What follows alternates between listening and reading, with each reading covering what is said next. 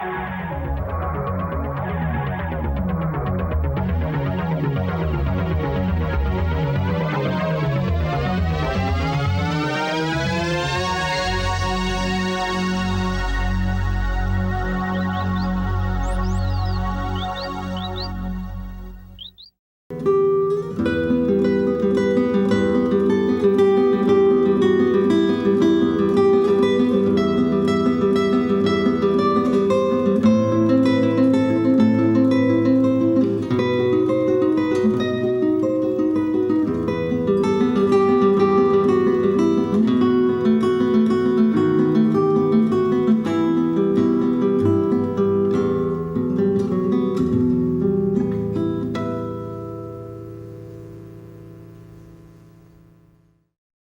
I'm Gary Carson Hull. Welcome to Los Altos History. Our program today is the role of the History House Auxiliary, how it took shape and came to be what it is today. With us today are two prominent Los Altos women who helped shape the preservation policies of the city and increased our awareness of our historic resources. Geraldine Kavanaugh was appointed to the Los Altos Historical Commission in 1974, has served 2 terms, and has remained very active in preservation and educational efforts since that time. Pinky Whalen has served 2 terms on the Historical Commission from 1976 to 1985. She's currently serving her 2nd term as president of the History House Auxiliary. She's been a driving force behind many of the auxiliary's successful endeavors. Good evening, Jerry. Let's start with you. You were one of the original 7 people chosen by the City Council to serve as a historical commissioner. Why did the city form the Historical Commission to begin with?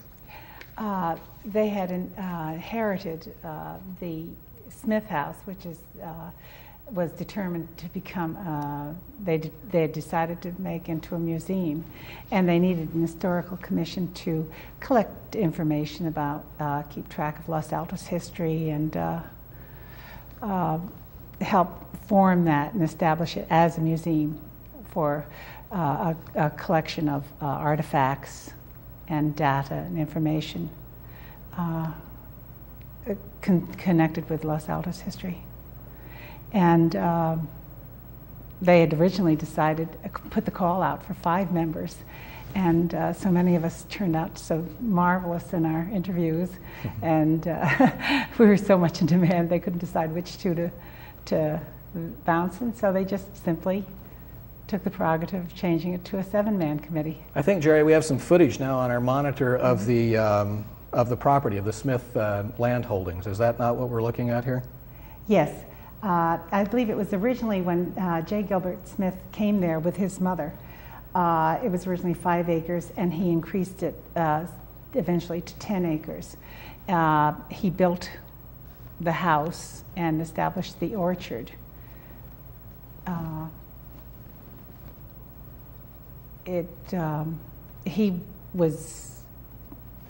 He was one member of his family that wasn't going to go to Stanford. He was helping to support his brothers and sisters in that endeavor of going to Stanford, and he took care of his mother. That's some of the old cars that they had at that particular time. He actually built the house from local woods, from lumber that was milled down in the area of Stevens Creek, and had the logs felled and cut into timber, and he brought them up here on a wagon. We may even have a picture of it here this evening. I know that the acquisition of the property came upon the death of the Smiths. Can you tell us a little bit about how that came about? Yes, I believe it was in 1951 that they sold the property to the city of Los Altos, but they retained life rights. And Mr. Smith died about 1966, and Mrs. Smith continued to live there until her death, and she remained interested in what was going on in Los Altos and kept active, and came downtown to see new shops that would open, such as that. And she died about 1972, I believe it was. And that was when it came, 1972 or 73, I'm not quite sure on that This is a picture of J.G. and Margaret? And Margaret Smith. And that's a wonderful, that picture hangs in the History House now. In the History House. And there's a portrait, a painted portrait of them too, that was done by a local artist. It hangs right in the stairway. Then when the city took over, they had to decide what exactly they were going to do with it and the property. And they determined then a lot of people were very responsible for making it into a museum, but I think it was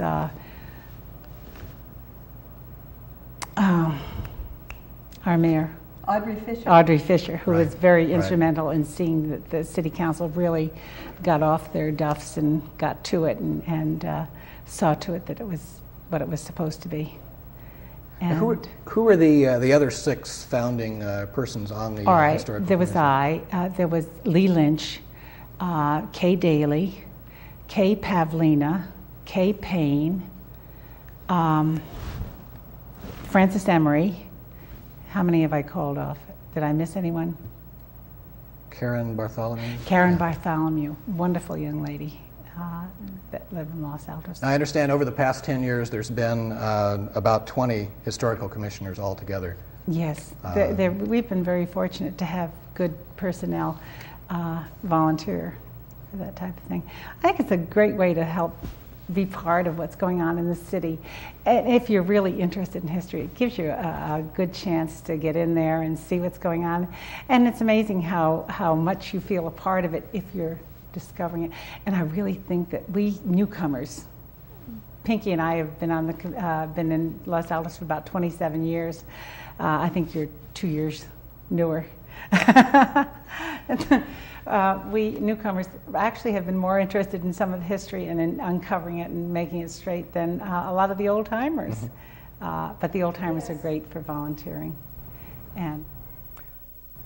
and they bring forth a lot of good information, that type of thing. Well, Pinky, you've been involved in the History House Auxiliary. How is the auxiliary different from the commission? Jerry's been talking about the commission and. Well, the History House Auxiliary was formed about 1974.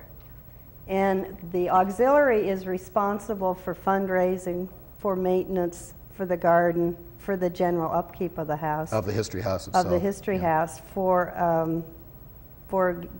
getting people in the community to join the auxiliary, to be docents in the house. How many members do you currently have? We have about 60 right now. That includes the benefactors. Oh,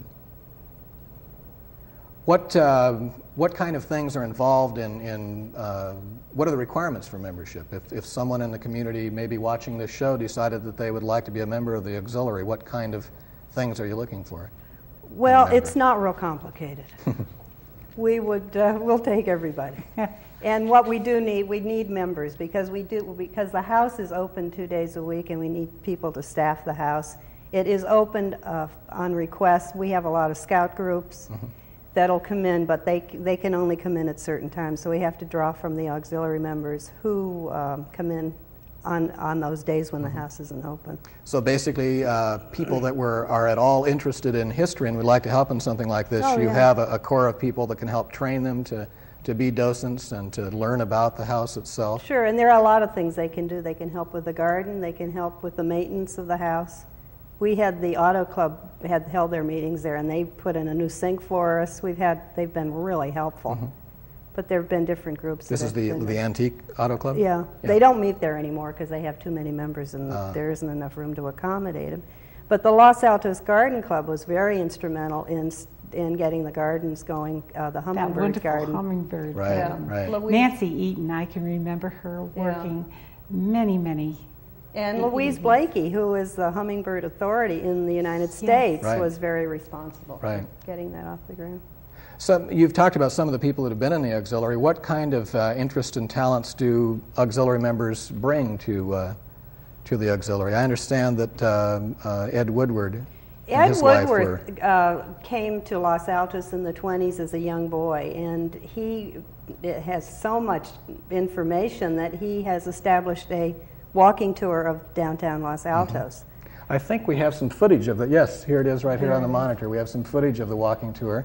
Well, it's a wonderful tour, and not only he has wonderful stories to tell when you're taking the walk. He used to tether his cow on the corner of State and First Street, where my shop used to stay, where my shop used to be.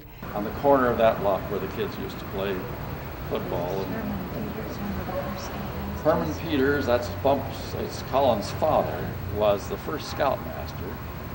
Their home was over on Orange Avenue. And Herman then became a real estate man. He was a teacher, a remarkable individual, and an author. And but he loved to just kind of relax, and so he had a little real estate office next to the grocery store over here for 90 years, and he was the notary public for the town. And so if anybody wanted anything signed, you'd go up and offer Herman Peters 50 cents, and he'd say, "Oh, that's all right, Eddie, we don't charge for this." A wonderful individual. Just great.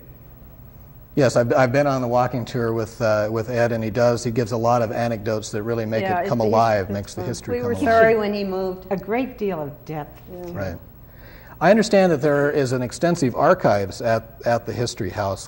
How is that taken care of, and what kind of plans does the auxiliary have for maintaining that archive and keeping it for the future? I know that I've gone into the History House and looked up things on my own property that's a historic property in the city, and there's an extensive amount of data there. Lee Lynch did a very good job of establishing the archival cataloging system, and I believe some of the members, you probably, Pinky could probably some of tell the you more. members have been trained to do that.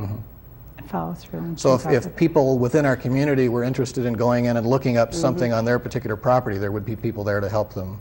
And if people Do have that. things too, if they come across early calendars showing advertising in Los Altos, that type of thing, come across things like that are pertinent, we'd love to have them donated.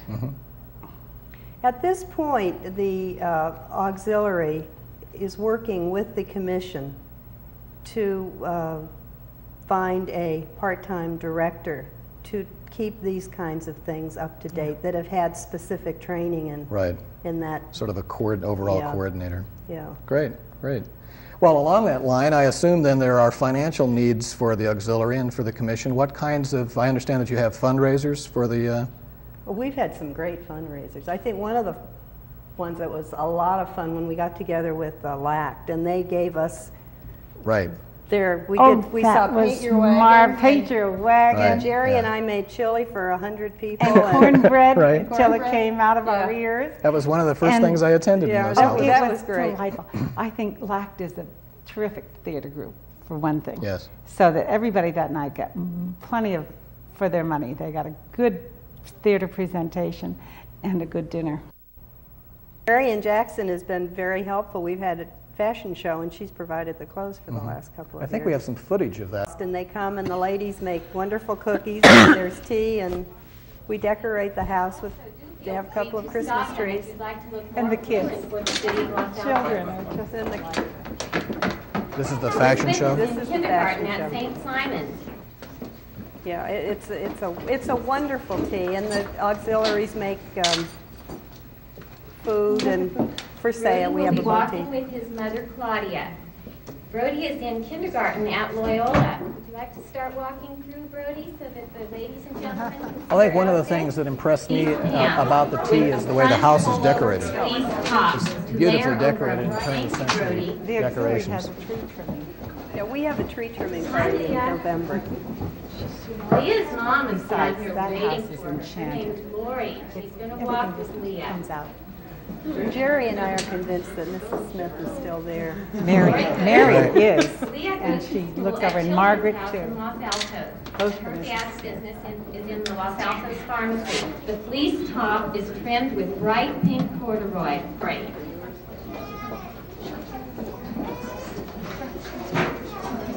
You know, it's awfully great fun to be part of this, too. And the children, just the biggest We've joy. seen several generations of families of this, great-grandchildren, and Larry Nelson had his grandchildren there in the show. It's wonderful to see children there because the Very Smiths interesting about Skip were is he elderly lives when on they Mount Hamilton older, at the Lick older Observatory. got married. He And goes I to think school in Mrs. the Smith child was about development 54, lab so at they didn't San have Jose children State. at Right. And his interests are gymnastics and ballet. Well, I know that my oldest son is very enchanted with the place. I've taken him there on numerous occasions, and he just gets very involved in looking things up and finding names of streets and trying to figure out where they came from. What is delightful about that house, which is really rich, is that it's so original. It hadn't been changed or Right. remodeled. The kitchen, the walls, the hallway, those things are all there. Even the curtains in the living room are the original. Those are one Is of that the right? few original things to the house. And Janet Rush and I, who was one of the, not one of the original commissioners, but she was very, very active on the commission and in the museum. She and I stitched those curtains and resurrected them from threads. His interests are hockey, and his favorite food is hot dogs. Y'all love a good hot dog. Bunche is wearing the newest in distressed denim from Choosy. Both the vest and the pants have. Our next model is Tara Meyer. That's age 7, and she is in the second grade at Loyola School. Would you like to come down, Tara? You can walk through. Another fundraiser is the good old summertime. What are some of the other fundraisers that have been successful? Well, last year we had 2, and one was kind of a low-key barbecue. We had some country music and spare ribs and chicken. But the biggest thing was last September we had a wonderful antique show. And it was called California Country, and B. Tier, who was an auxiliary member, got together 26 dealers from all over California and put on Antique dealers. Antique dealers, yeah. And it was No, really. American primitive antiques, and it was highly successful, and it was our first big fundraiser. And Jerry was there spinning Spinning my wheels. spinning her wheels. I was spinning wool. And we're going to do it again in June on June 7th from 10 to 5 on a Sunday afternoon. It's a great antique show, food, music. The music was wonderful last year. So we hope that we get a lot of people to come to this. We're going to have more dealers this year, and Jerry, who is leaving Los Altos tomorrow morning at the crack of dawn to move up to Oregon, and we shall miss you, Well, I'll bring my wool back. is and coming my back spinning to wheel. be in the show. So we're real happy about Great, that. great. Do you want to take a shot of that Sure. poster? And There are really good dealers there, antique dealers, and marvelous pieces and items.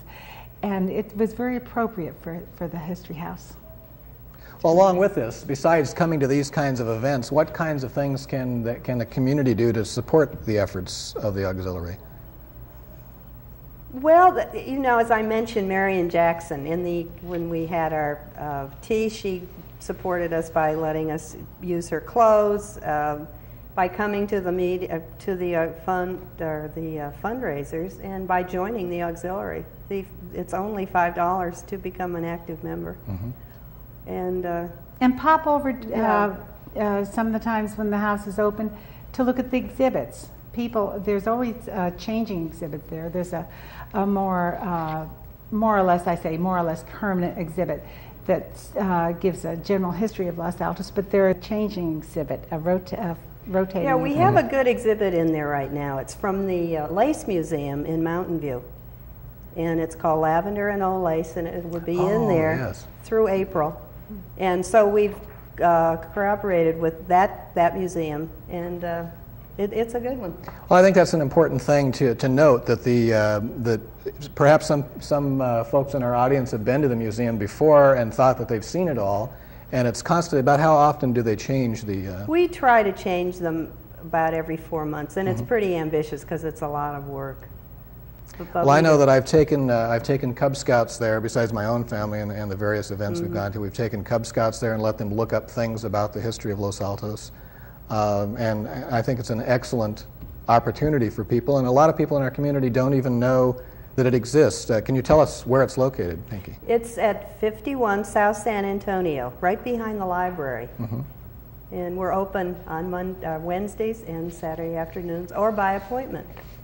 So we would like to see everybody there. So basically like a scout troop or a brownie troop or something like that could call up and make Yeah, we can arrangements accommodate maybe 15 going through with one docent. Oh, it's great. I think the most rewarding thing is when the children come through, and when some of the older residents, too, who have been there and give you some of their memories. And if some of the older residents would give us some of their stories, that helps a lot with putting together some of the facts. A fun thing happened. I got a call from a man the other day who has had, well, he graduated from the Los Altos Grammar School in 1944, and he wanted to give his friend for his birthday a frame that goes around a license plate. So in the process of getting one made, he had to have 200. And it says Los Altos Grammar School. And he's giving us the frames so we can sell and use them as a fundraiser. Oh, great. That's great. good. And he said, too, at that point, he has a lot of photographs and things that he will donate to the house.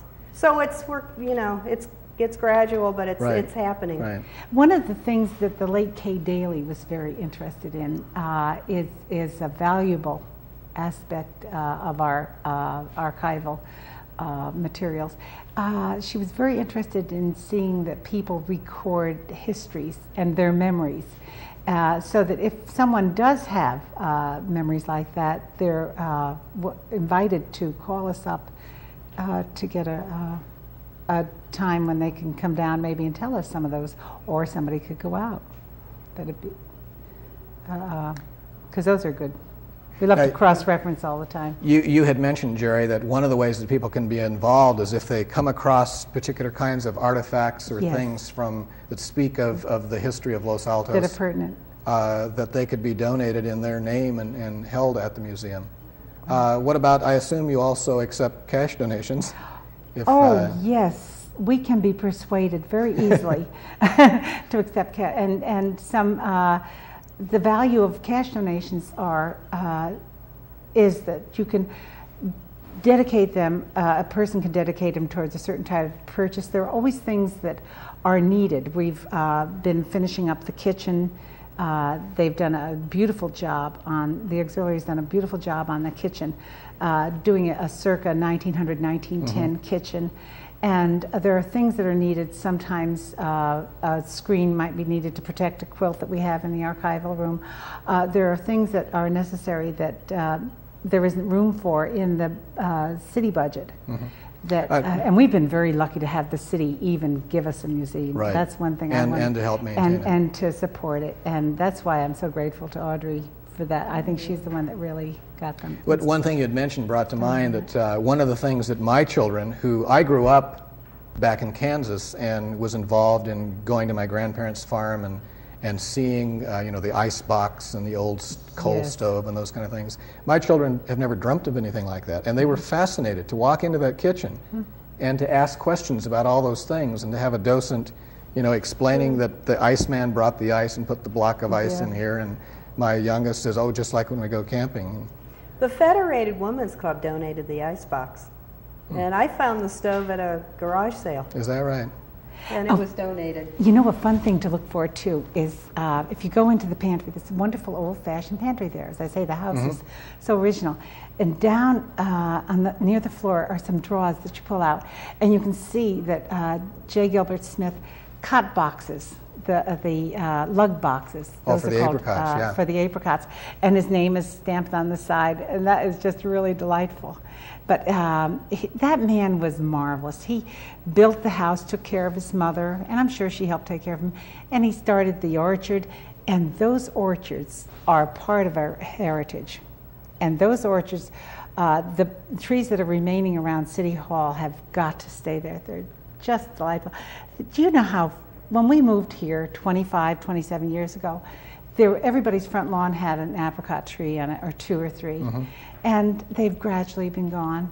How many of the orchards are left? Very, very few, and yet that was a large part of Los Altos with the fruit trees and prunes. Well, it's my understanding, correct me if I'm apricots. wrong, Pinky, but isn't it true that the orchard itself surrounding City Hall there has been designated a historical site? The Historical Commission really had the foresight to do that. And if one of the trees dies, they replant it with another tree. I know that the orchard is sort of leased by someone who Yeah, comes and takes discs, the fruit yeah. and dries it, uses it. We're not supposed to steal them, but one of the things I can remember is probably the only city hall in the whole country where you can go up and on your way into a town meeting, pick a ripe apricot. Take an apricot. Don't get caught. I can remember going to a city council meeting around the time that they were getting ripe, and there were little signs hung on them that says, "Please do not Don't pick. These are pick owned by these." someone." Right. But is there anything so good as a juicy apricot ripe on the tree? Oh my goodness. Well, we were talking about fundraisers a while ago, and I understand that recently there was a wedding that was held on the grounds of Yeah, the... it was the Yes. first wedding that we've ever tried because we weren't sure if it would work, and it was wonderful. The weather was good. We can only handle that kind of thing outside. We just aren't set up in the house. But there were 75 guests, and we had music, and they really had a good time. You can't and have a we large are one. now working with the Parks and Rec and city staff to see how we'll work out the use of the grounds. I think it's a beautiful resource there to let the public use as long as it's controlled. Right. And it just exposes more and more people And to... for a group that's appropriate to it. It wouldn't serve for a large group. It Right, wouldn't, right. Or too huge a group, but it works out well for a smaller wedding, romantic wedding. Just great. Well, I think you told us where the History House is located, behind the library there. Can you tell us what hours it's normally open and maybe a phone number that people could call if they wanted? Well, it's open on Wednesdays from 1 to 5 and on Saturdays from 12 to 4. And if anyone is interested, they can call City Hall and ask for Sherry Lombach, who is our liaison Right. to the city and the Historical Commission. And then she gets us in touch with whoever made the call. So if anyone wants to come in on another day, that's fine. Or if they want to have a small meeting in the house, that's always a possibility too. The Garden Club does meet there once in a while in the summertime. Well, we just have a few moments left. Could you, one of you, whoever would like to answer, just briefly give us an indication of how the auxiliary relates to the Historical Commission itself? Well, the auxiliary, anything that we want to do, we clear through the commission, who in turn have to go through the city. But anything, we can pretty much, if we have maintenance things that have to be done, we go through the commission. Yeah, or any large things that have been donated have to go through the commission. And this the potential curator. Right. is something that Yeah, works. exactly. We're working with the commission. Well, we certainly want to thank you, Jerry, and you, Pinky, for being our guests today. And we want to thank you for being with us on Los Altos History. We hope that you will join us again for our future programs. Some of the things we've talked about today are programs that we would like to, or things that we'd like to have programs on in the future. We hope that you've enjoyed our program and will want to get involved in the History House Auxiliary, and certainly will want to spend some time over at History House acquainting yourself and your family with the history of this beautiful community that we live in. Thank you for being with us.